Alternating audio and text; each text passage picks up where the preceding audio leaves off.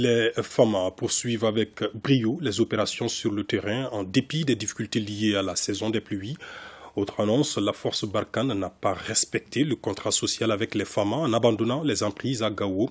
Ce sont quelques informations rendues publiques aujourd'hui par la direction de l'information et des relations publiques des armées. En présence de notre reporter Harry Matina. La DIRPA, dans sa vocation de relayer la bonne information des forces armées maliennes, était face à la presse pour faire le point de la situation de ce qui s'est passé durant le mois d'août sur le théâtre d'opération. Dans les différentes zones du territoire national, que ce soit le théâtre centre, est, en passant par le théâtre sud de l'opération Maliko, il est à noter que les FAMA sont en mouvement.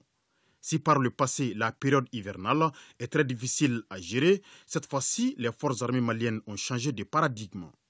Avec les moyens aériens et terrestres mis à leur disposition, les FAMA sont parvenus, malgré la complexité du terrain, à mener des offensives efficaces. Tout le monde sait que le mois d'août au Mali, c'est le mois où il pleut beaucoup.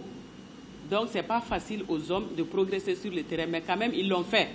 Les FAMA ont continué les opérations, les FAMA ont continué leur offensive avec cette dynamique qu'elles ont toujours.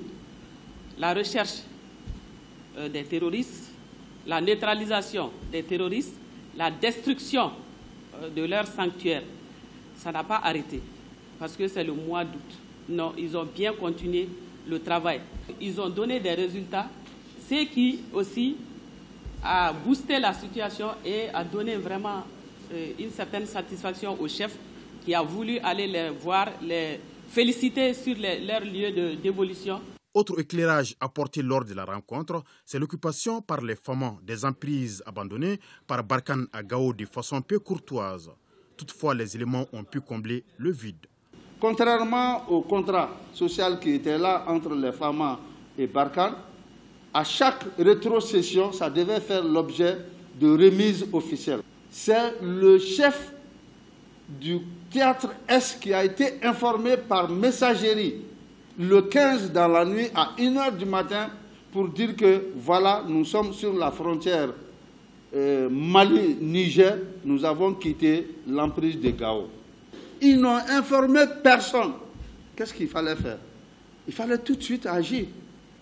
Donc, il y a eu une grande mobilisation à Gao cette nuit-là pour occuper les emprises abandonnées par Barkhane. Les activités menées durant le mois par le ministre de la Défense et des anciens combattants, le colonel Sadio Kamara, et par le chef d'état-major général des armées ont aussi été partagées avec la presse par la conférencière du jour, colonel Mariam Sagara, directeur adjoint de la DIRPA.